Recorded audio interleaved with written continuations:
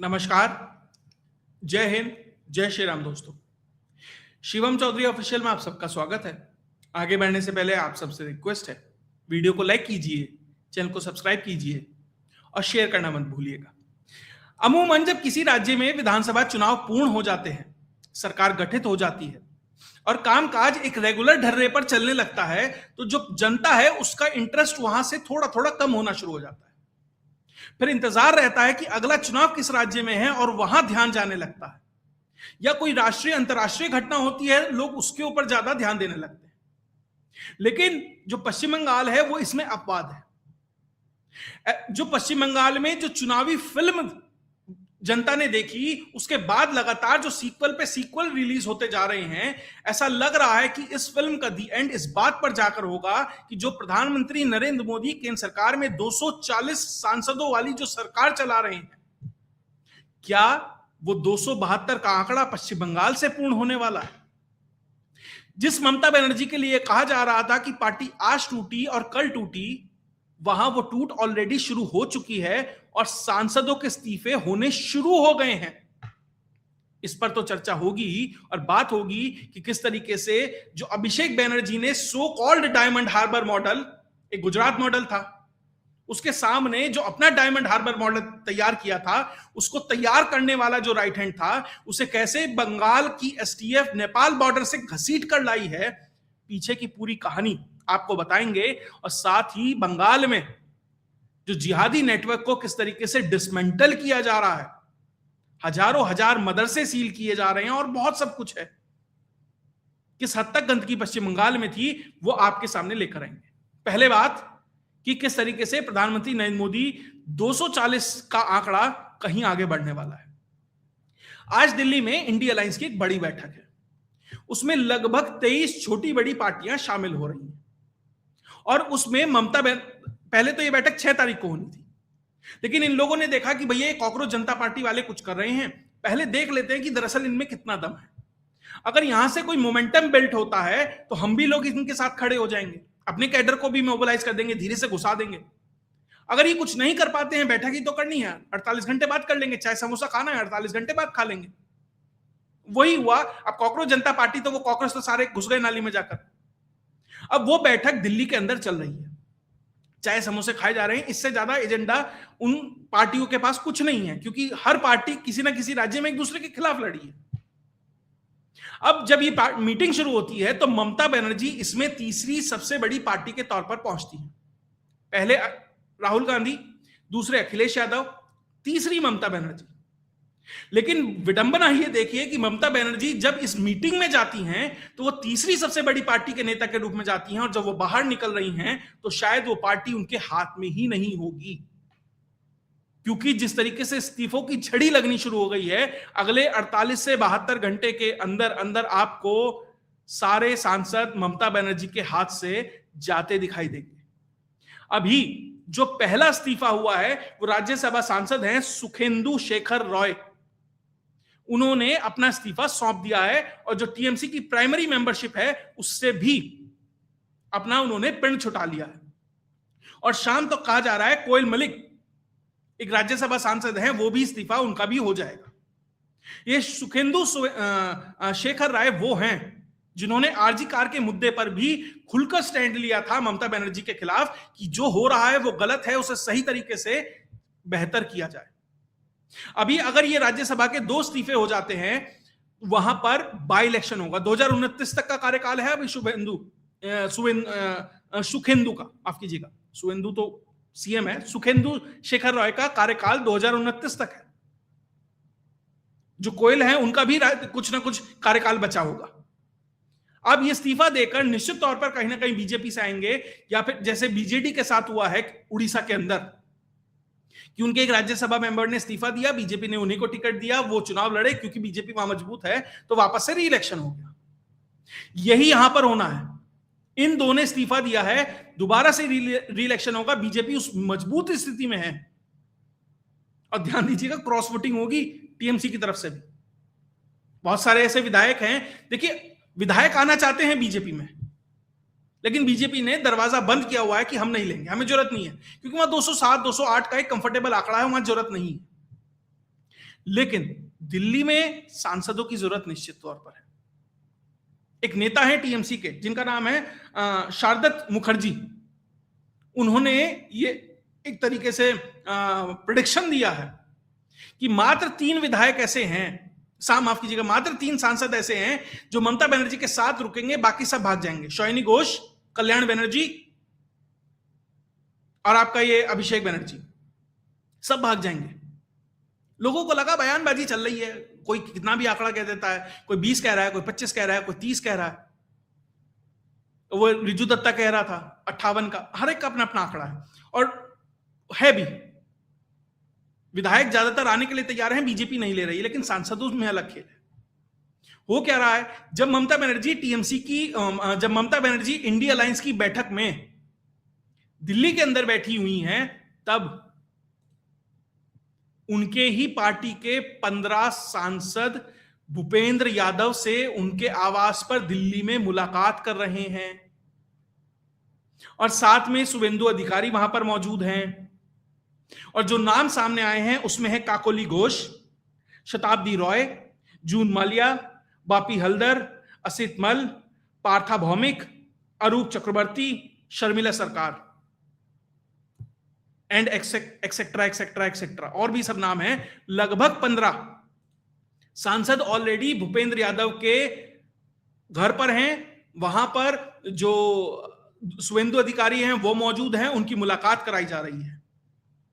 अगर आप देखिए, अगर ये लोग टीएमसी के साथ होते तो आपकी पार्टी की जो सबसे बड़ी नेता हैं ममता बनर्जी, वो भी दिल्ली में है, तो आपको उनके आवास पे मुलाकात करनी चाहिए थी, आपको अभिषेक बनर्जी के साथ मुलाकात करनी चाहिए थी, आपको टीएमसी के दफ्तर में होना चाहिए था। लेकिन आप हैं बीजेपी के भूपेंद्र यादव के घर में। कौन भूपेंद्र यादव? जिन्होंने सुनील बंसल के साथ मिलकर पश्चिम बंगाल की पूरी कहानी लिखी, ममता बनर्जी की राजनीतिक तबाही की। भूपेंद्र यादव चुनाव के दौरान भी कहीं ना कहीं इन लोगों के बारे में जानकारी जुटाई होगी इन्होंने, क्योंकि मौजूद थे वहां पर बंगाल के अंदर। तो हर विधानसभा, हर लोकसभा सीट के बारे में इनको जानकारी थी, इन लोगों के बारे में भी जानकारी होगी, किस तरीके से इनसे संपर्क साधा जाता है। शुभेंदु ऑलरेडी इनका इनसाइडर है, उसे पता है कि किसकी इसकी क्या क्या कमी है, किसको क्या चाहिए क्या नहीं चाहिए। तो वो सबको लाकर जिस तरीके से कहते हैं ना बाड़ाबंदी टाइप हो रहा है, उनको धीरे धीरे खींचा जा रहा है। दिक्कत अब तक ये है, 2 स्तर पे है। बीजेपी विधायक नहीं लेगी क्योंकि उसे जरूरत नहीं है, बीजेपी को सांसद लेने। अब सांसद लेने में भी दिक्कत यह है कि टीएमसी की तरफ से लोगों में थोड़ी यह संशय है कि बिल्ली के गले में घंटी कौन बांधेगा, पहले कौन जाएगा, ममता बनर्जी का साथ पहले कौन छोड़ेगा। वो अगल बगल देख रहे हैं, भाई ये वाला बढ़े तो मैं भी चलूं, ये वाला चले तो मैं भी चलूं। और बहुत लोगों को ये दिक्कत है, ये डर है कि अगर वो जो रिक्विजिट आंकड़ा है 20 का, क्योंकि आपके 28 से 29 सांसद हैं लगभग, और 20 का आंकड़ा बैठता है 2/3 के लिए, तो अगर वो पूरा नहीं हुआ तो मेरी विधायक की सांसद की चली जाएगी, मुझे उसकी दिक्कत है। तो वो जो 20 का आंकड़ा है वो धीरे धीरे तैयार किया जा रहा है। अगर ये शारदत मुखर्जी की माने तो भैया वैसे तो 26 है ही, लेकिन 20 का आंकड़ा धीरे धीरे तैयार किया जा रहा है। अब इसमें दल बदल कानून को देखा जा रहा है। अब जो कानून है उसके हिसाब से 2 चीजें हो सकती है।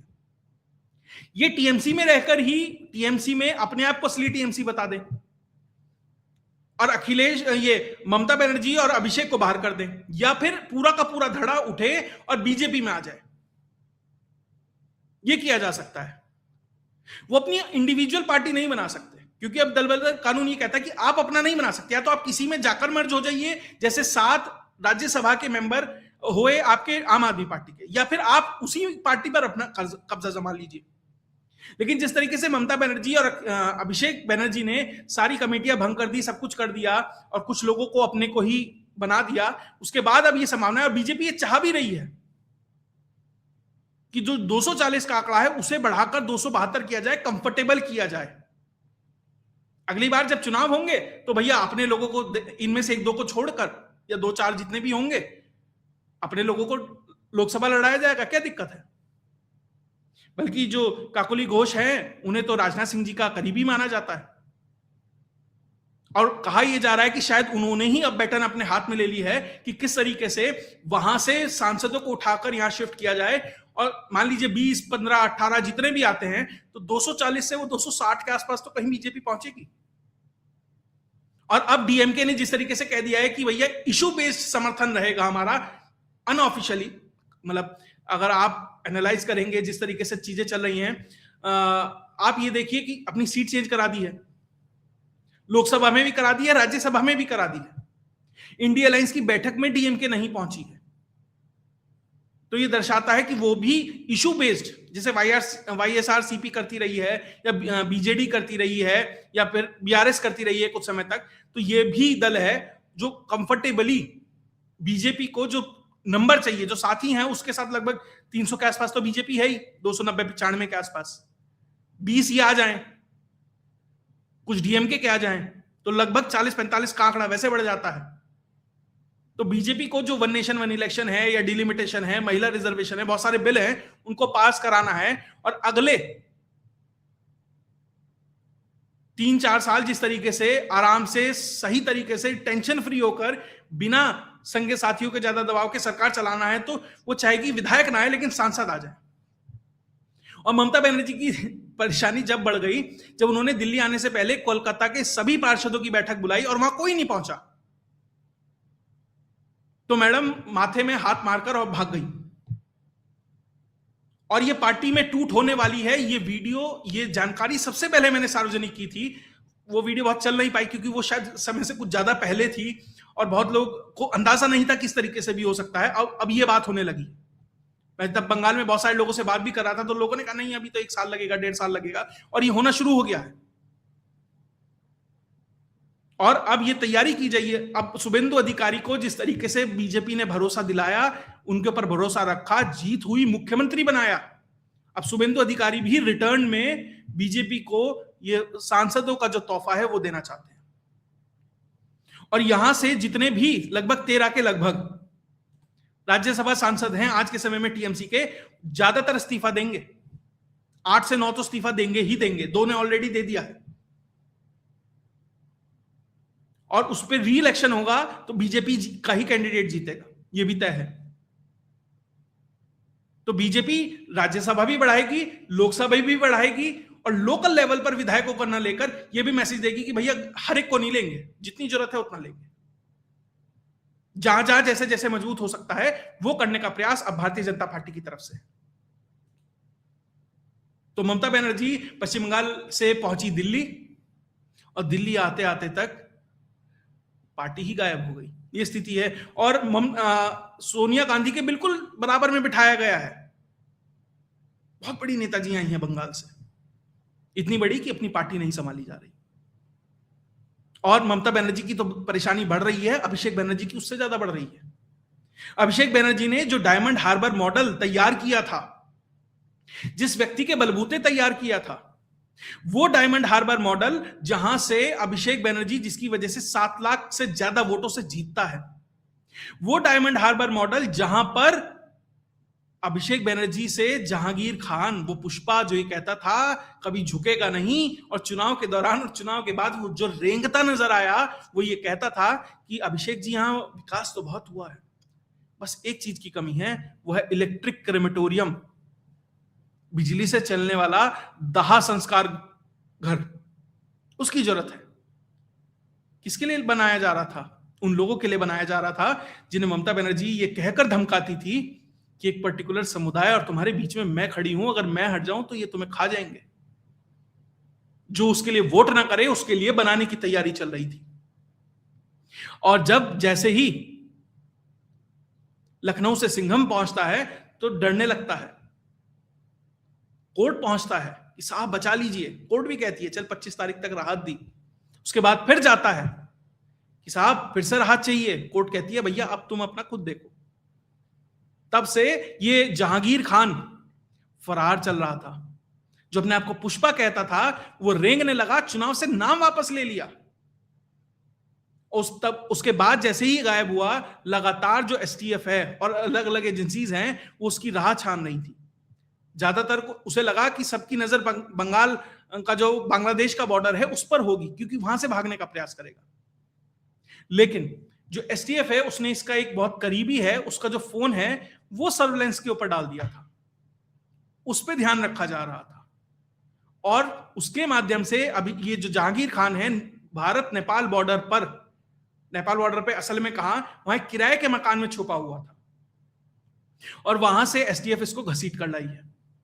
और अब इसका अतीक अहमद या मुख्तार अंसारी बनाया जाएगा, यह निश्चित तौर पर है, क्योंकि शुभेंदु अधिकारी जिस फॉर्म में खेल रहे हैं, शुभेंदु अधिकारी जैसे खेल रहे हैं और जो बयान दे रहे हैं, साफ कहा मौसम बदल रहा है, मजा आ रहा है ना। तो निश्चित तौर पर आजम खां हो, अतीक अहमद हो, मुख्तार अंसारी हो, मैं पहले दिन से कह रहा हूं आपको 3 एग्जांपल सेट करने पड़ेंगे। जनता को दिखना चाहिए न्याय होता हुआ, आपने कह दिया कर दिया नहीं, उसका मतलब प्रदर्शन होना चाहिए ताकि जनता के मन में सेटिस्फेक्शन हो और जो दूसरा गुंडा एलिमेंट है उसके अंदर डर व्याप्त हो। कहा जाता ना पुलिस के अंदर, ये कौवा मार के टांग दो, सब डर जाते हैं। आपको वो 2-3 एग्जांपल सेट करने पड़ेंगे और वो जहांगीर खान के माध्यम से होगा। तभी तो पैसे वापस किए जा रहे हैं टोलाबाजी के। एक साहब पकड़े गए हैं टीएमसी के, साड़ियों में छुपे हुए थे, साड़ियों के ढेर के नीचे। एक अपने बेड के नीचे छुपा हुआ था जब पब्लिक ने घेर लिया और अपने पैसे मांगने शुरू कर दिए।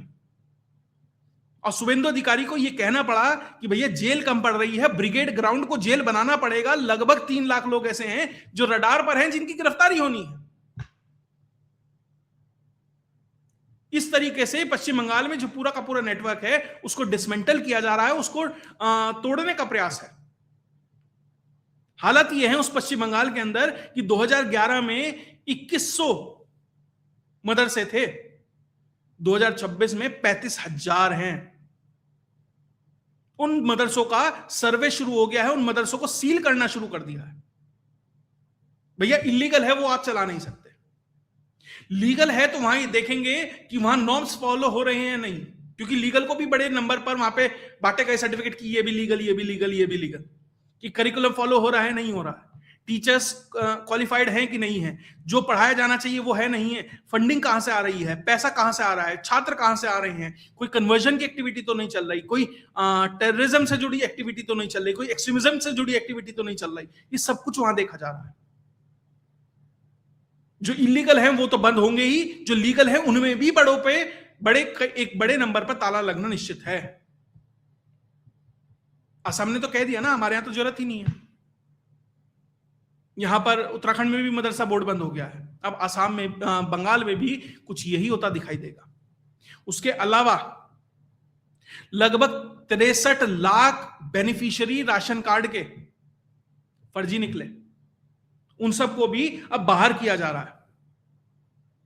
तो गिरफ्तारियां हो, इलीगल जो ये पूरा नेटवर्क खड़ा किया जा रहा था इन मदरसों के माध्यम से, इन बेनिफिशियरियों के माध्यम से जो पैसे आ रहे थे, वो जा कहां रहे थे? वो जा रहे थे जमात को बांग्लादेश के अंदर, वो जा रहे थे उन लोगों को जो ममता बनर्जी को मजबूत कर रहे थे।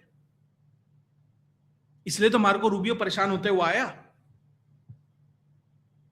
कि भैया शुभेंदु अधिकारी से मिलने का प्रयास किया, शुभेंदु ने मना कर दिया। उसने कहा भी रुक जा भाई, अभी दिल्ली का प्रोजेक्ट है उसको पूरा करते हैं तब बात करेंगे। इसलिए दिक्कत हो रही है, इसलिए बीजीबी रोज बीएसएफ से लड़ती है बॉर्डर के ऊपर। तो बहुत कुछ है, बंगाल की कहानी अभी बहुत बाकी है। अभी विधायक सांसद भी टूटेंगे, राज्यसभा हो लोकसभा हो। बीजेपी अपनी टैली को मजबूत करना चाहेगी और जिनको नहीं ले सकती है उनके लिए अलग प्रबंध करेगी। जो आना चाहते हैं लेकिन ले नहीं सकती उनके लिए अलग प्रबंध होगा। लेकिन कुल मिलाकर यहां से यह सुनिश्चित किया जाएगा कि ममता बनर्जी, अभिषेक बनर्जी, इनकी राजनीति हमेशा हमेशा के लिए यहां खत्म कर दी जाए। अब कम से कम जो बंगाल का मूड है 10-15 साल के लिए तो शुभेंदु कहीं नहीं जा रहे, और तब ममता बनर्जी की क्या हेल्थ कंडीशन होगी, एज होगी, वो सब जानते हैं। और अभिषेक बनर्जी की अभी क्या राजनीतिक हैसियत है, ये टूट-फूट हुई ही अभिषेक बनर्जी की वजह से रही है। मतलब 50% उसका रोल है, 50% शुभेंदु का रोल है। आज ममता बनर्जी कह दे कि अभिषेक बनर्जी का हमारा कोई लेना देना नहीं है, बाहर है, वर्किंग मैं देखूंगी, स्थितियां सुधर जाएंगी। लेकिन वो कह नहीं सकती क्योंकि वो पुत्रवत है, ममता बनर्जी के पुत्र के समान है, उतना प्रेम है, इतना हिंट दे सकता हूं मैं। तो वो उसको कैसे अबंडन कर दें, वो होगा नहीं, तो पार्टी बचेगी नहीं। और यहां से जो और विपक्षी दल हैं वो भी थोड़ा थोड़ा डरने लगे होंगे कि हमारे यहां भी, हमसे भी बहुत सारा डिस्कंटेंट है, कहीं बहुत लोगों की अंतरात्मा ना जागने लगे, तो ये भी डर उनके अंदर रहेगा। खैर, जो भी आएगा बंगाल से वो आपके साथ शेयर करते रहेंगे। अगर आपको वीडियो विश्लेषण अच्छा लगा तो वीडियो को लाइक कीजिए, चैनल को सब्सक्राइब कीजिए और शेयर करना मत भूलिएगा। जय हिंद, जय भारत।